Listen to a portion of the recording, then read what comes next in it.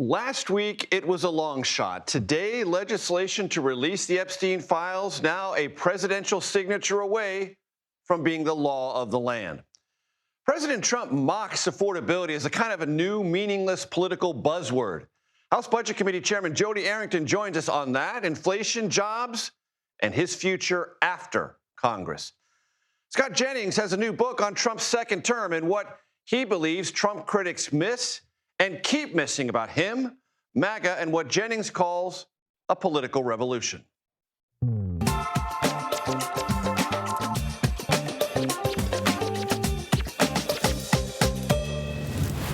Hello, everyone. I'm Major Garrett in Washington. Let me welcome you to the Takeout. And so, the survivors wait. Legislation to release the Epstein files, long lacking political traction, is now only missing President Trump's signature. That signature may come today or tonight. The president, as you know, likes to sign bills and executive orders in front of the cameras. Therefore, the survivors will look to choreography for clues to the seriousness of Trump's implementation intentions. Remember, Trump does not need this legislation to release Epstein files at the Treasury and Justice Departments. He has always possessed that power. Another reminder, on July 7th, the Justice Department said a thorough review of all available evidence led it to conclude that no new investigations or prosecutions were warranted of anyone in Epstein's orbit. But Trump last week ordered new investigations into Democrats, prompting reporters today to ask Attorney General Pam Bondi what changed. Information that has come for information. There's information that new information, additional information, and again, we will continue to follow the law, to investigate any leads. If there are any victims, we encourage all victims to come forward, and we will continue to provide maximum transparency under the law. You can decide for yourself if that answer contradicts in part or in full the blanket summer declaration from the Justice Department that no new investigations or prosecutions were warranted, and that the Epstein matter, therefore, was closed. Survivors forced this matter to be reopened, forced a political shift that moved Trump from implacable and insulting foe of Epstein legislation to begrudging, well, the signature, should it come, will tell us all how to finish that sentence. We have more on our agenda tonight. Day 2 of the courtship of Saudi Arabia's king-in-waiting as Crown Prince Mohammed bin Salman is given fanfare just short of a state visit, with implications for U.S. arms sales, peace efforts in the Middle East, artificial intelligence, and investment. Also, Margaret Brennan joins us with the latest on a new Trump administration push to end the war in Ukraine. And Scott Jennings, I bet you have heard of him, on his new book on Trump's second term. Spoiler alert, he is impressed. We begin with Nicole Killian on Capitol Hill. Nicole, catch us up on the day's events and an interview you had with one of the many Epstein survivors who have been pushing for this day to come. Yeah, that's right, Major. And look, after that near unanimous vote in the House, we saw the Senate act swiftly by passing the House bill through a unanimous process known as unanimous consent. This morning, the Senate received that bill from the House, officially passing it. And so now the ball is in the president's court to sign this measure into law. As you mentioned, there were a number of survivors here on Capitol Hill for that vote, and many of them very emotional after it happened. I spoke with one of those survivors, Jenna Lisa Jones, who actually is a Trump supporter, but said that she was concerned about the way in which the president has handled this entire saga. Take a listen. You supported the president. Yes, I did. I definitely did. He ran his whole campaign on releasing these files, and that was very, very important to me. And then he did a flip, and then that had to... What is going on? And that makes you have to question why. Why? If it's not you, who is it? Who are you hiding for? What are you hiding? What is it? Because it's so easy. You literally ran this. You said you wanted to release this. We're still waiting. And then you keep flip-flopping and playing with our emotions, and that's just not fair. And then we get to deal with it. It's re-traumatizing.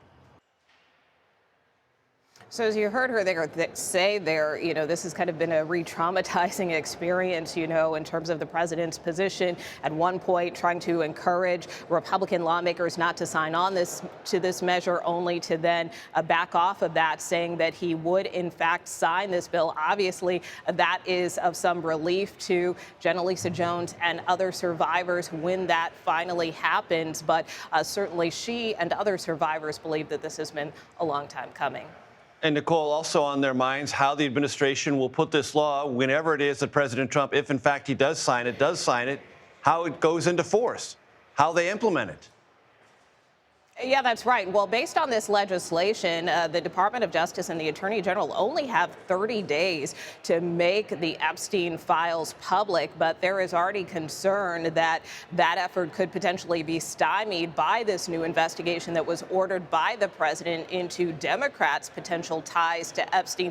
That being said, I also spoke with Congressman Ro Khanna, who was an author of this bill, and he said even if that is the case, he believes that there is sufficient information out there that can still be released, even if this investigation hinders or limits part of the release. Nicole Killian on Capitol Hill, thank you so very much. For a second day, President Trump touted his relationship with Saudi Arabia and the United States' relationship with its crown prince, Mohammed bin Salman. Here's the president earlier today at the U.S. Saudi Investment Forum here in Washington. The partnership between our two nations is among the most consequential in the entire world, and together the Crown Prince and I are making an alliance stronger and more powerful than it's ever been before. We're joined now by Nancy Cordes, North Lawn of the White House, one of the most consequential in the world. That's a pretty big statement. Yeah, today was all about the president touting just how close he and the Crown Prince, and by extension his country, Saudi Arabia, are. He made the case repeatedly, Major, that he has a stronger relationship with Saudi Arabia than any of his predecessors.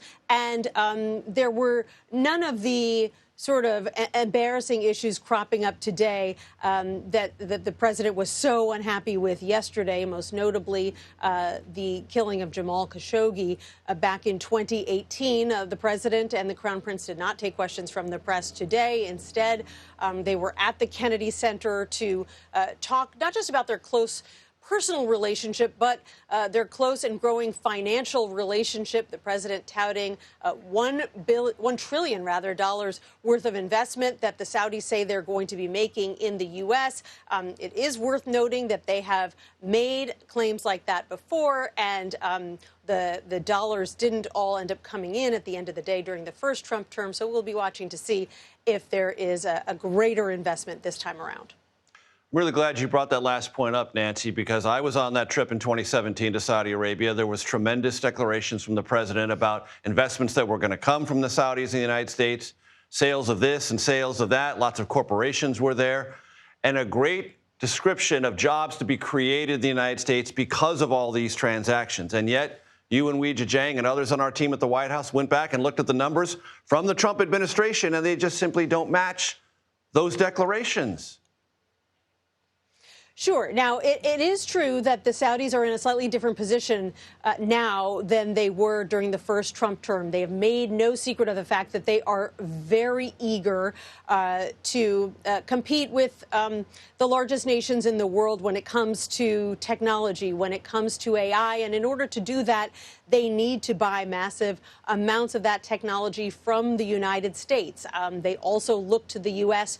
for military equipment. So the president just announced this week he's going to be selling F-35s to the Saudis for the first time. They're interested in buying magnets, rare earths, materials, all kinds of things that that they would be interested in purchasing from the U.S. no matter who was president, but definitely the fact that Trump and the Saudis have such a close relationship, a close business relationship going back decades as well, greases the wheels, if you will. And this is an ongoing conversation. In fact, the president bragged at one point that he can call the Crown Prince at any hour of the day or night and talk to him about anything that's on his mind. Nancy Cordes, North Lawn of the White House, thank you so very much. U.S. officials are now in Kyiv for the Trump administration's renewed push to try to end Russia's war against Ukraine. Amid this push, Russia's war continues.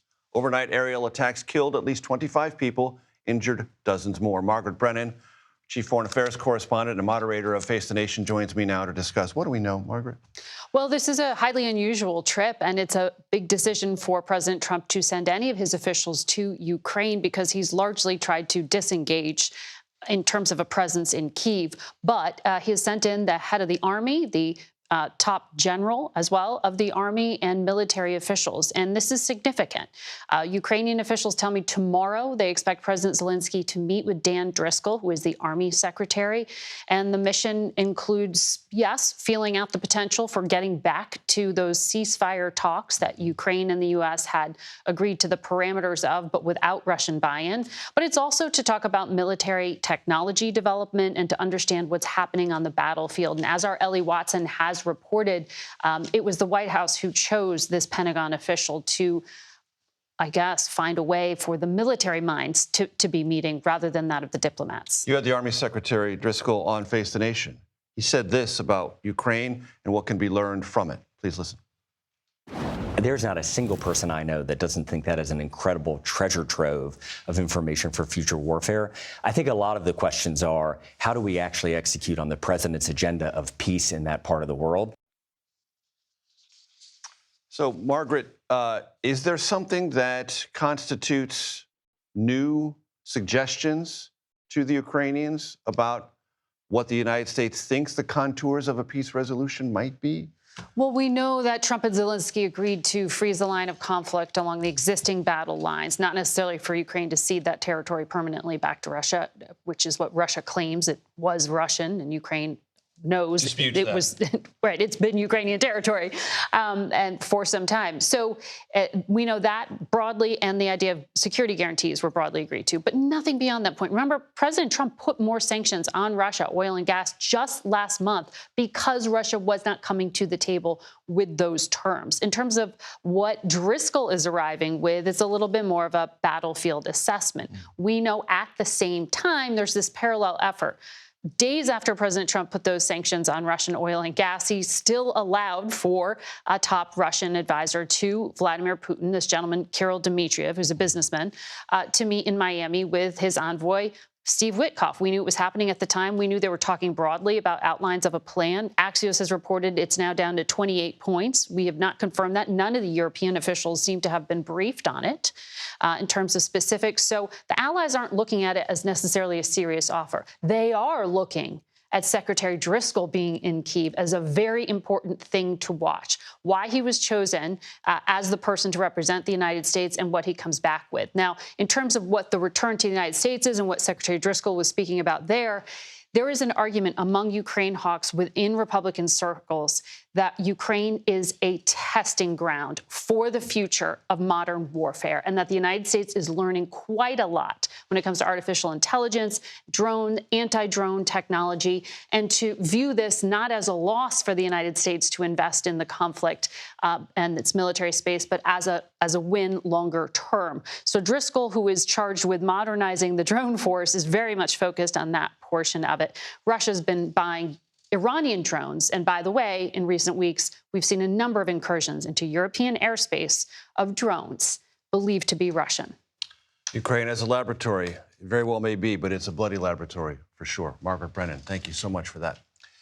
The artificial intelligence chip maker Nvidia's latest earnings report came in just moments ago and higher than Wall Street expected. The world's most valuable company reported $57 billion in third quarter revenue. This comes as investors have expressed concern over the possibility of an artificial intelligence bubble. Let's bring in Kelly O'Grady from the CBS Broadcast Center. Kelly, it is often said that the stock market isn't the economy, and we should probably say that Nvidia is not the stock market, though it sometimes feels that way. That's right, though it is part of your 401k, probably a decent part given how much investors have really buoyed this company.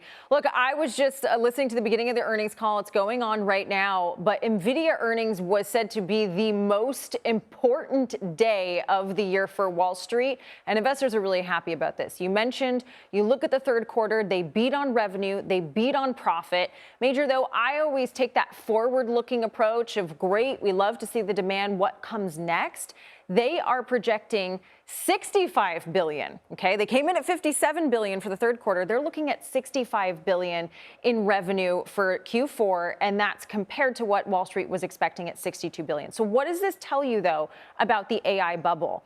It could still very be that there is an AI bubble, but what Nvidia does is they make the building blocks that all of these companies that are spending hundreds of billions, trillions of dollars in total across the market on AI, they just need there to be an AI race for them to win, because there's so much demand for their chips that it does tell us that the AI frenzy is alive and well, the spending is alive and well, but it's not going to alleviate investor fears that those companies that are spending a bunch are not going to turn a profit at some point, right? That's really the point behind the AI bubble, that there's so much invested in these companies, but it's not reflected at the underlying foundation. And Nvidia, we should point out, a $5 trillion company, the only company on the globe with that $5 trillion designation. Quickly, we're in post-shutdown phase, but we are still going to be missing some of the things that might have been created in terms of government data had there not been a shutdown. That's right. We are getting the September jobs report tomorrow. That's going to be a really important one for the Fed, but they canceled the October data, and that's going to leave the Federal Reserve when they meet in a couple of weeks. Everyone's expecting an interest rate cut in December. It may not come, which that might impact the market. But yeah, the people are going to be looking and saying, you know, what do I do here? Tomorrow's going to be important, but let's remember that it's backward looking. This is back in September that data is from. Breaking it down beautifully, as always. Kelly O'Grady, thank you so very much. I really appreciate it. Still to come, Nick Fuentes denies the Holocaust and admires Adolf Hitler and Joseph Stalin. Now he wants to influence Republican candidates and voters ahead of the midterms. His rhetoric and following, which is noticeable among young conservative men, is now dividing the MAGA movement. We explore that. Plus, 37 members of the U.S. House are not seeking re-election next year. That's a 10-year high. Texas Republican Congressman Jody Arrington, chairman of the Budget Committee, is one of them. He's here to tell me why it's time to go. And Seymour Hersh is one of the most important investigative reporters of the past 50 years. Now his life is under a microscope. A new Netflix documentary does something quite unusual. It gets under Hersh's skin. The director joins us. The Takeout returns in 90 seconds.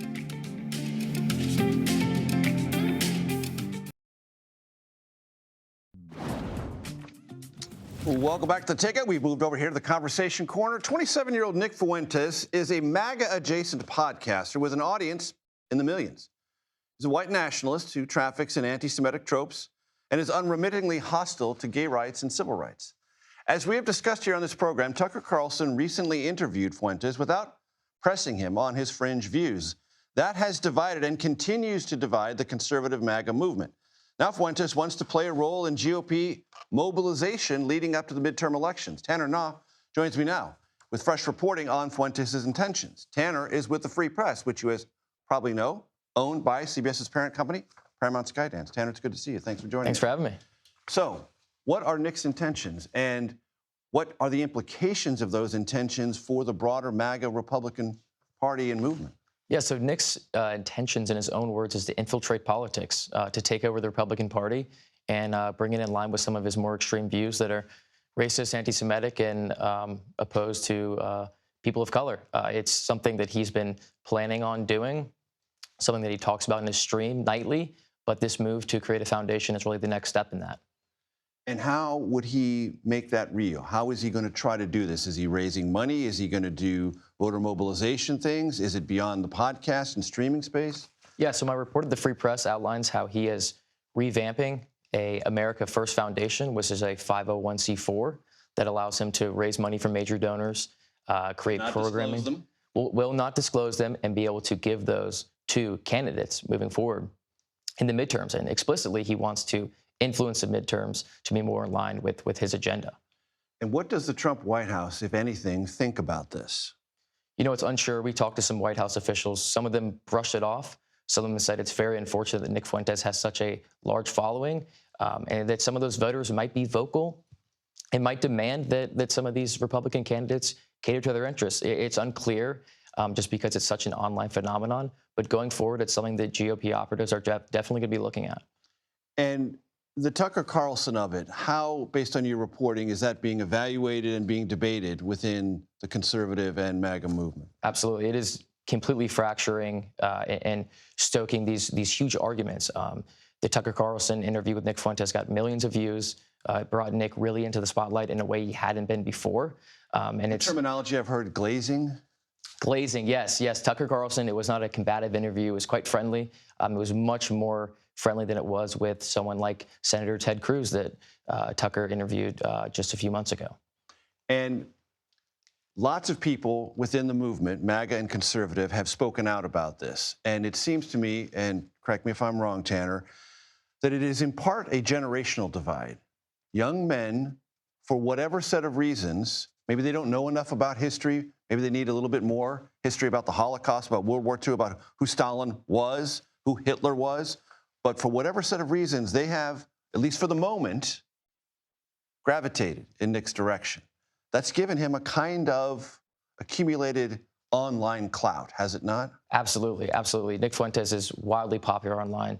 He does a nightly stream that goes for hours, but online on Instagram and X, these sound bites are 30 seconds to a minute long. And they, as has been said, are very, very racist, anti-Semitic sometimes, and these sell online. And there's a large contingent of young people, particularly, they call themselves groypers. Those are his fans that are really coming of age and entering, staffs and politics and growing up and getting into the halls of power. So it's something to watch, and it's something that the Republican Party is going to have to contend with. And it is generational in terms of older versus younger. And you use that term, groyper. Is there a definition, a understood definition of what a groyper either thinks or believes? So a groyper is a broad term that Nick Fuentes coined. He did? He did, yes. So it is singular to him. This sort of parasocial relationship between him and his fans during the nightly streams. Groypers, are anti-Semitic, racist. They have very, very fringe views on basically all social issues. And they're kind of anarchists, too. They yes, don't really absolutely. believe in either a constitutional republic or the democracy we've come to understand and live with and enjoy for now going on 250 years. Absolutely. And there's a certain amount of nihilism to it. They're opposed to a lot of institutions, traditional conservative views on free markets. They're anti-free market. They're anti-civil rights. But there's a sort of coalescing around these fringe populist, figures and camps from right to left. There are some progressives that have been more friendly to Nick Fuentes just on the basis that he's provocative and really takes it to the establishment. And I've seen the quote many times was to burn it all down. Absolutely, yeah. And what is that? Is that definitionally, can we figure out what that actually means? Or is that just a abstract concept that some of the movement fear could take on real world consequences? I think it's something that's abstract. I think the abstract burning it all down really doesn't have a core mission. But in another way, the establishment of this 501c4 is kind of an indication that he doesn't want to burn it down. He wants to burn it down and build something up larger, more powerful, more in line with his views. So while burning it down is certainly provocative and gets his base going, I think tactically he wants to build something in the ashes. Very quickly, Tanner, do you think at any point in the next year the Trump White House is going to have to take on Nick Fuentes? I believe so, especially with this coming of age of young voters, people that are working in Republican politics. It would be prudent for the administration to take this on head on and make a decision to whether they want to make peace or take them on. Tanner Naw, Free Press, great reporting, great perspective. Thanks for your time. I appreciate it. Texas Congressman Jody Arrington carried Trump's tax and spending bill, big one, they called it beautiful, over the finish line. Well, now he joins a long list of lawmakers saying, I'm done. He joins me next on The Takeout to tell us why.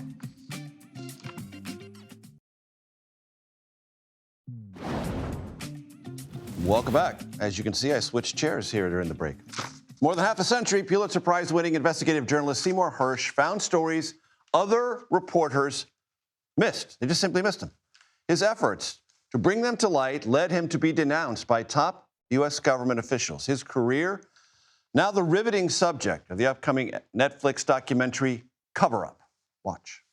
People want to talk about stuff they did that was wrong and stupid. All you had to do was just let their voice be the story.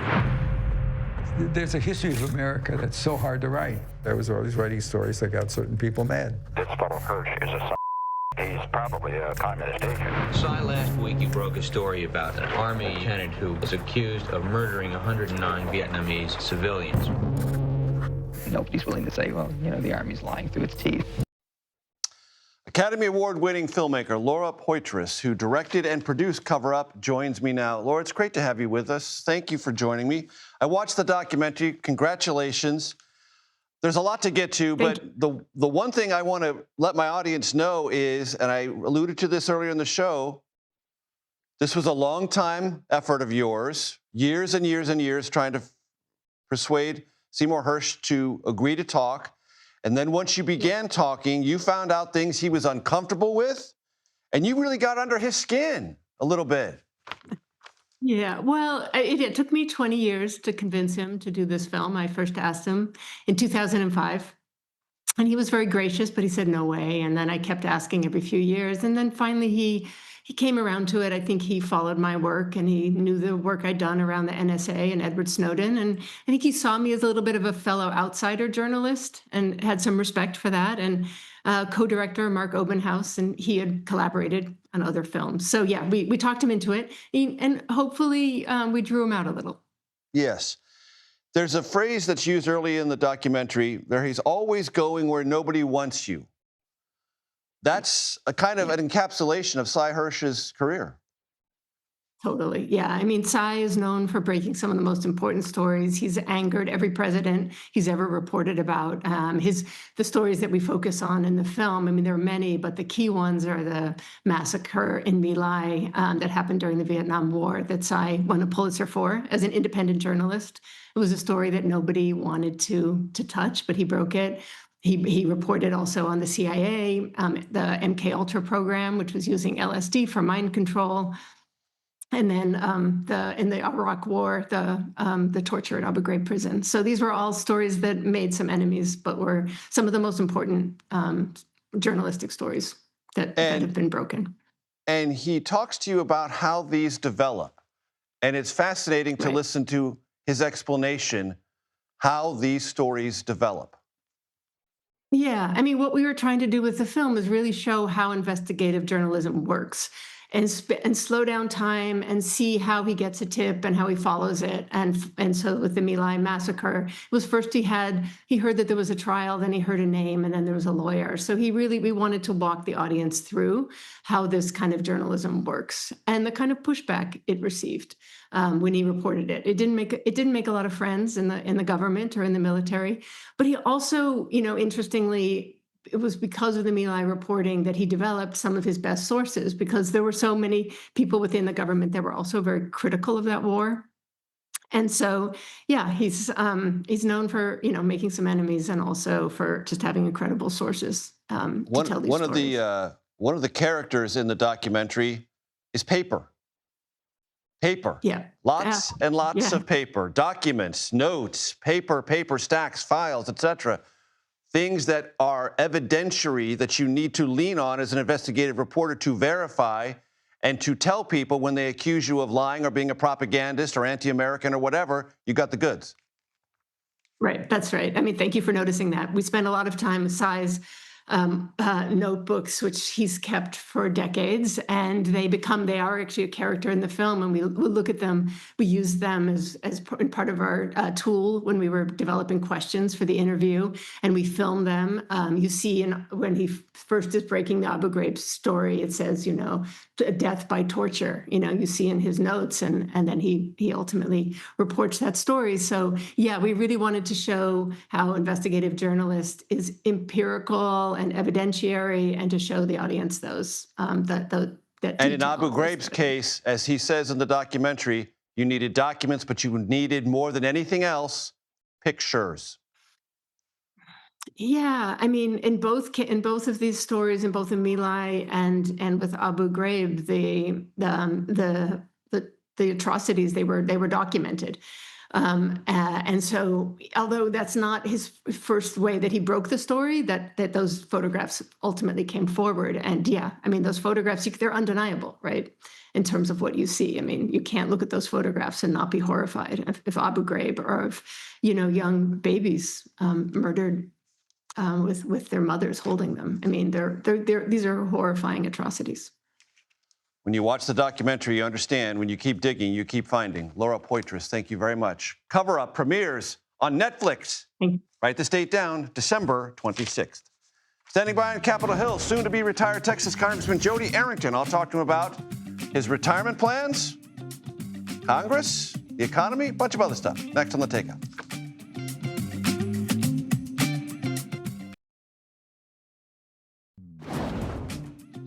Welcome back to Takeout. Thanks for hanging out with us. Here is a look at what else we and now you are watching this evening. The Department of Justice has just moments ago filed an appeal in a federal judge's order that it hand over grand jury materials to James Comey's defense team. It comes as the DOJ earlier today admitted in court that the grand jury reviewing evidence against the former FBI director did not review the final copy of the indictment against him. Now, that could be a technical error or a fatal flaw in this prosecution.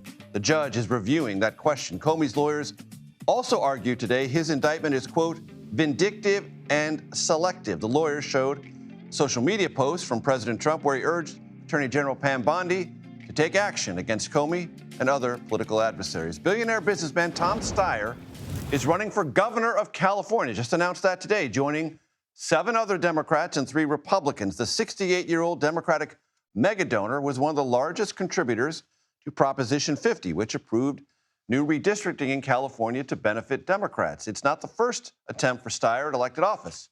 You might remember he sought the Democratic nomination for president in 2020.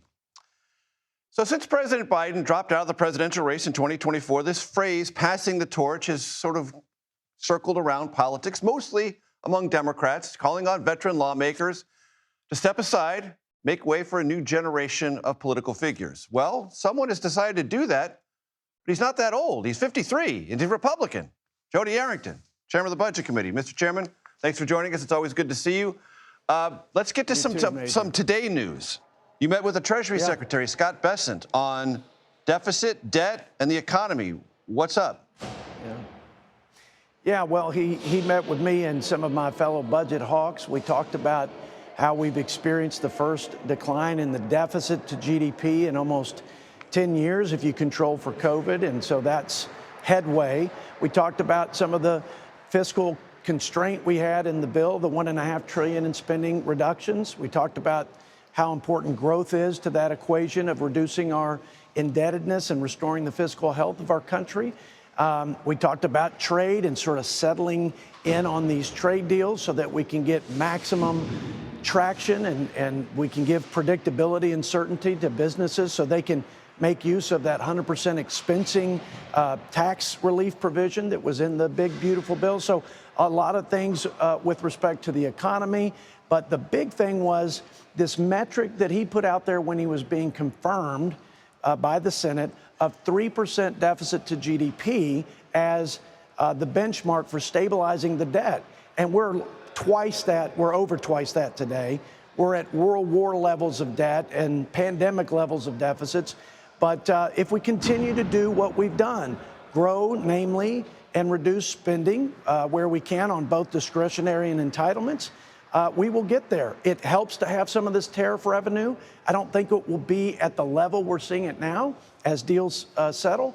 But again, what is the philosopher who is the philosopher who said, if all you can do is crawl, crawl. We're crawling, we're walking maybe briskly, but we got to start running because we're getting closer and closer, in my view, to what could be fiscal irreparable harm to the country, economic irreparable harm if we don't stave off a debt crisis that looms large over the horizon.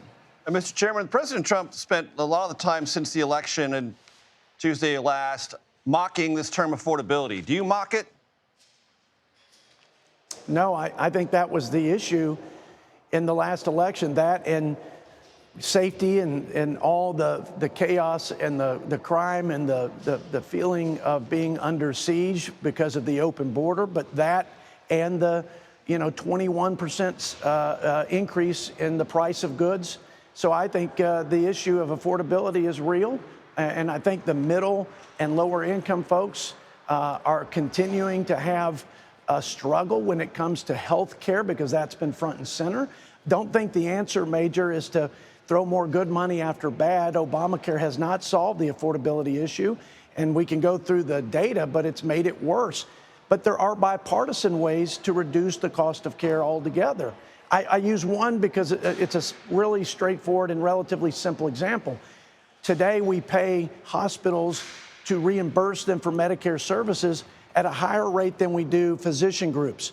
And what has happened is we're losing $150 billion that we ought not to be spending, but we're also having all these physicians associate with big hospitals. So we're losing competition, patients and families are losing choice. And guess where I got that idea for a health care reform? From Obama's budget, Biden's budget, Trump's budget. So that's one. I could give you several examples of where there is common ground, consensus, potential, and we ought to be working hard to make sure that the biggest tax right now on working families, which is health care, starts to come down. It's not about insurance, it's about affordability and the cost of care, which, by the way, healthcare is driving the debt too. A third of the cost of the federal government, of the $7 trillion we spend, is on healthcare, and that's not getting any better. It hasn't gotten better. Mr. Chairman, I want you to make some news here. I think you can. You might want to. Reconciliation is a process that can deal with healthcare. That's how Obamacare got through. Yes. There's pending question about Obamacare enhanced tax credits. Are Republicans going to use reconciliation to address that issue this calendar year or early next? We're going to first do everything we can to work with our Democrat colleagues. As I mentioned, one reform, there are a number of them in Medicare Advantage. There are some to change with the medical loss ratio and other provisions of the ACA where there's common ground. So that should be our first effort, because that's more sustainable. Would we use reconciliation for health care, among other things? Absolutely. Why wouldn't we? Use every tool at our disposal and put the policies in place that we believe will make health care more competitive and healthier and give more transparency and choice to patients and families.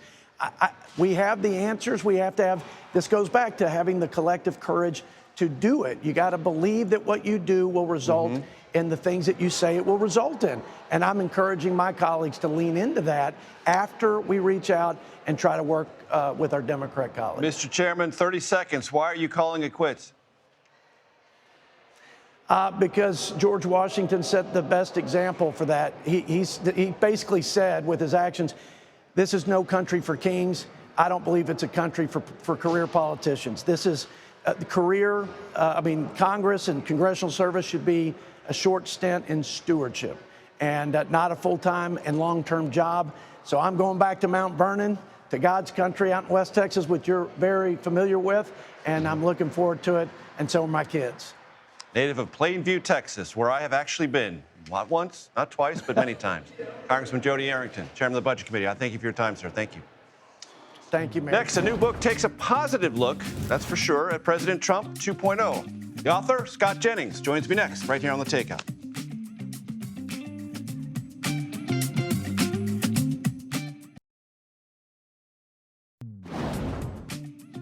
Welcome back. Tomorrow marks 10 months since President Trump's second inauguration. A new book evaluates quite favorably Trump's second term. It's called A Revolution of Common Sense, How Donald Trump Stormed Washington and Fought for Western Civilization. Its author, Scott Jennings. He's also former Deputy Director, Political Affairs for George W. Bush. That was a long time ago. Scott, it's great to see you. Thanks for joining us. Let's go to the title, Common Sense. In our polarized, negative polarization political world, is there a consensus about what is commonsensical anymore in America? Well, I chose the title. By the way, thanks for having me on. I chose the title because a revolution of common sense is a phrase that Trump actually used himself in his inaugural address. And when he said it, I thought, boy, that would make a great title of a book, because it's kind of how he has rebranded the Republican Party and the conservative movement.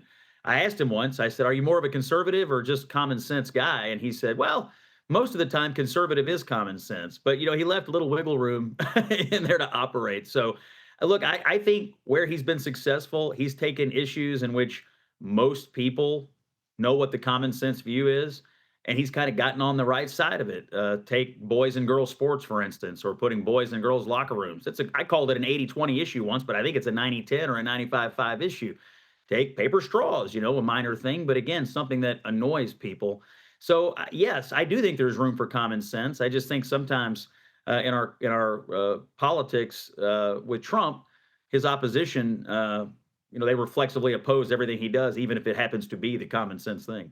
And the Western civilization part of the subtitle. For some in the Trump movement, they do believe that the 2024 election was about the future of Western civilization, that it was either cracking in the middle or cracking at the edges, but cracking somewhere. Did you subscribe to that belief? And what is it about Western civilization you think the Trump 2.0 agenda is preserving? Well, yes, I did subscribe to that. It's one of the reasons I strongly supported the president. And look, like some Republicans, I've been on a little bit of a roller coaster with him over the last 10 years. But I think we're no longer just arguing about day-to-day politics. I do think we are arguing about and fighting for the future of the West. And I don't know if he knew he was signing up for it or not. But I think Donald Trump right now is leading the fight for the future of the West on the world stage, trying to end these wars in the Middle East. I think he's made righteous decisions there. In our own culture in America, reversing the mass migration crisis that we had been suffering. So, look, I think Western civilization is under assault. I think there's a lot of political actors in our society who would like to tear it down and reinstall something much, much different. And I think a lot of conservatives from different wings of the movement and different wings of the party are united on this one belief that the West is at stake and Trump is our fighter for it right now. Scott, how does Trump's persistent 2020 election denialism sit with you? Look, I understand his position on it. I think he lost the 2020 election, and I think he won handily and overwhelmingly the 2024 election. I think people brought him back because they had some buyer's remorse about moving away from him in 2020, and they wanted to get the country back on track. So, look, I'm somebody who's been a respecter of election results, and I didn't like it when people tried to say George W. Bush was an illegitimate president. And I didn't like it when the Democrats argued that Trump was illegitimate in 2016. And so I tend to think when we have elections, we respect the results and we live to fight another day. That's what he did. And he got back to the White House, and it's the greatest political comeback in modern American history. Tell me about Jeff and Sherry Jennings.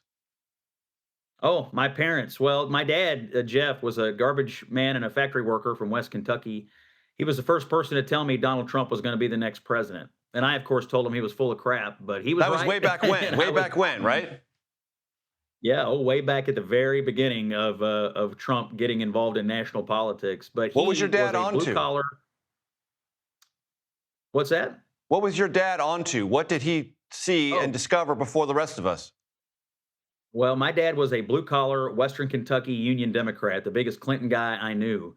And he, like a lot of those folks out in middle America, perceived that the political elites had stopped paying attention to people like him, had left our communities in rural middle America behind. And they heard Donald Trump speaking in a way that they imagined that they would speak if anybody ever bothered to put a microphone in their face. And he knew it right out of the gate. And I didn't. And he was right and I was wrong. Not the only time in my life that's happened. But while I was writing the book, the president gave me his hat one day, signed it for my dad. And I was able to give it to him, and I admitted to my dad, you were right and I was wrong. Here's a hat from Donald Trump. Scott, what's the political information distribution complex? You've got 30 seconds. Well, it's this web of Democrat operatives and media people in Washington, D.C. who are often wrong. They've been wrong about Donald Trump a lot. I was certainly part of it and was wrong about Donald Trump a lot myself, but I think his victory in November 2024 kind of marked the defeat of that information distribution complex that controlled our narratives, but didn't necessarily control the truth. Scott Jennings, I appreciate the time, sir. Good luck and thanks. Happy Wednesday, everyone. This is The Takeout. Relentlessly curious, reliably civil, occasionally clever. The Daily Report is coming up next.